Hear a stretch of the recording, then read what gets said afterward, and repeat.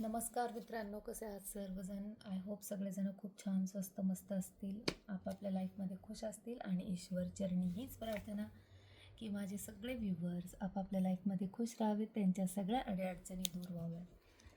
तर आपण कर्माध्याय वाचत होतो, तर तो 7वा अध्याय संपला होता. 8वा अध्याय नवीन चालू होते. विचार कर्म निर्माण करतात का? तर नेहमीप्रमाणेच सत्य कर्माचा आणि धर्माचा विजय असो. थँक्यू युनिवर्स, थँक्यू प्रभू. हर हर महादेव. राधे राधे. भगवद्गीता ही सुद्धा एक कर्मगीताच आहे. वाचा, मग तुम्हाला कळेल. आणि बऱ्याच जणांनी वाचली असेल.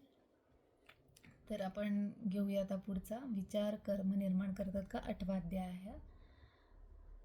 पुष्कळ लोक वाईट विचार करतात, याबद्दल आश्चर्य व्यक्त करण्यासारखं काही नाही. विचार खूप शक्तिशाली असतात, यात शंका नाही. विचार भावना निर्माण करतात आणि भावना कृती बनून कार्यात परिवर्तित होतात. पण स्वतःचे विचार वाईट कर्म निर्माण करत नाहीत. ते कार्मिक कायद्यात हस्तक्षेप करण्यास सक्षम नाही. जगातील अनेकांचा असा विश्वास आहे की वाईट विचार हे वाईट कर्मासारखेच असतात. तर आपण साधे तर्क समजून घेऊया. आपल्याला रोज हजारो विचार येतात. विचार आपल्या नियंत्रणाबाहेर आहेत. जर आपण या विचारांना कृती बनवू दिले तर ते चांगले किंवा वाईट दोन्ही कर्म बनतात. मात्र आपल्याला बुद्धीची देणगी दिलेली आहे. बुद्धी हे असे क्षेत्र आहे जे विचारांचा भेदभाव करते. आपल्या जीवनाचा हा पैलू आपल्याला काय करावे आणि काय करू नये हे निवडण्याची परवानगी देतो. ही इच्छा, ही निवड आपली बुद्धी केवळ मानवालाच दिलेली आहे. जर आपण या देणगीचा उपयोग केला नाही आणि आपण आपल्या मनाचे गुलाम झालो तर आपल्या दुष्ट विचारांना वाईट कृत्ये बनू द्यावी, जे वाईट नशिबाची बीजे पेरते. तर मी मागे पण सांगितलं होतं की आपल्याकडे ती परमात्म्याने पहिली शक्ती देऊन ठेवलेली आहे की पारख करायची. आता विचार म्हणले तर लाखो विचार दिवसभरात आपल्या मनात येतील, पण त्यातला चांगला कुठला, वाईट कुठला हे परखायची आपल्याला पहिली शक्ती दिलेली आहे आणि ती फक्त मानव जन्मालाच देणगी आहे. तर ते करूनच आपल्याला पुढे आपले कर्म हे चांगल्या कर्मामध्ये परिवर्तित करायचे असतात. कमलाचे मन कुटील होते. तिला तिच्या मैत्रिणीच्या यशाचा हेवा वाटणार नाही, तर अगदी कमी संधी मिळाल्यावर ती बदला घेईल. तिच्या मनाने तिला ही वाईट कृत्य करण्यास प्रवृत्त केले आणि कमलाला त्रास सहन करावा लागला. प्रत्येक वाईट कृत्य, प्रत्येक पाप एक कर्म बनले, जे तिच्या कर्म खात्यात नोंदवले गेले. कर्माचा नियम चुकत नाही. तिला प्रत्येक वाईट कृत्याची परतफेड करावी लागली. कमलाचा त्रास सगळ्यांना दिसत होता, पण तिच्या दुष्ट विचारांना पाप न बनवण्याची कला तिच्या मैत्रिणी श्यामलाने आत्मसात केली होती. वाईट विचार आल्यावर ती आपल्या बुद्धीने तो उकरून काढायची. कारण श्यामलाच्या आयुष्यात कोणतीही वाईट कृती नव्हती. कोणतेही वाईट कर्म नोंदवले गेले नव्हते. ती आनंदी आणि शांत जीवन जगत होती. तर इथं थोडं थांबते. जसं की आपल्या आजूबाजूला जरी कोणाची ग्रोथ होत असेल किंवा कोणी चांगलं करत असेल तर आपल्या मनात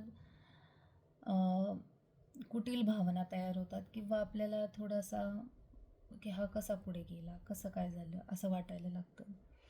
तर ठीक आहे, वाटणं इतपत ठीक आहे, पण त्यासाठी दुसरं काही करण्याची गरज नाही. जर दुसरं काही आपण तो पुढे जातोय म्हणून मागे खेचण्याचा प्रयत्न केला तर ऑफकोर्स ते आपल्या पापकर्मात खात्यात नोंदवलं जातं आणि त्याची परतफेड 10 पटीने होते. आपल्याला पुढे जाण्यास बरेच कष्ट, बरेच संघर्ष सहन करावा लागतो.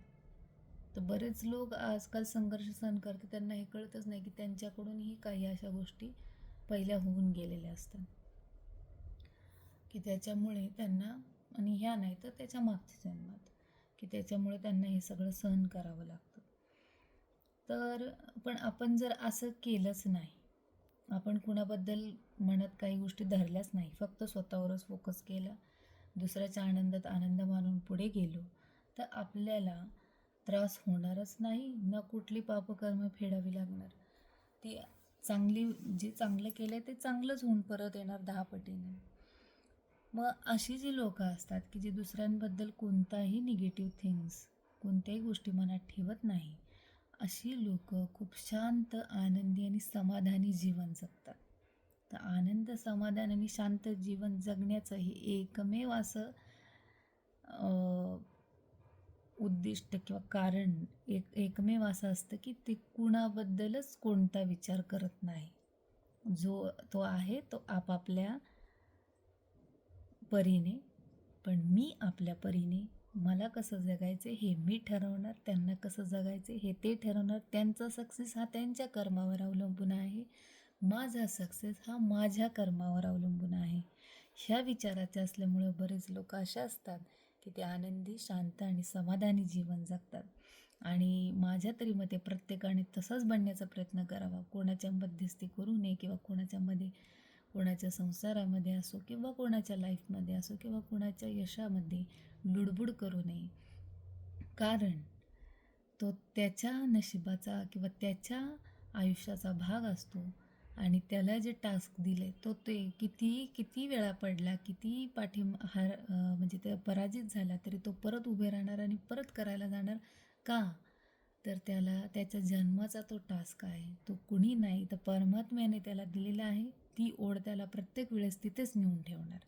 त्यामुळे त्या गोष्टींमध्ये कधीच लुडबुड करायची नसती. आपल्या जीवनावरती फोकस करून आपण काय केलं पाहिजे, आपल्या जीवनामध्ये आपण कसं संतुष्ट राहिलं पाहिजे, आपल्या आजूबाजूचा परिसर कसा हॅपी ठेवला पाहिजे आणि त्यानुसार आपल्याला कसं समाधान मिळालं पाहिजे याच्याकडे लक्ष दिलं पाहिजे. तर कसा वाटला हा विचार नक्की सांगा, कमेंट करा. मी आत्ता तरी निरोप घेते. भेटूयात पुढच्या व्हिडिओमध्ये. थँक्यू व्हेरी मच आणि तुमच्या सर्वांचेही खूप खूप आभार. बाय.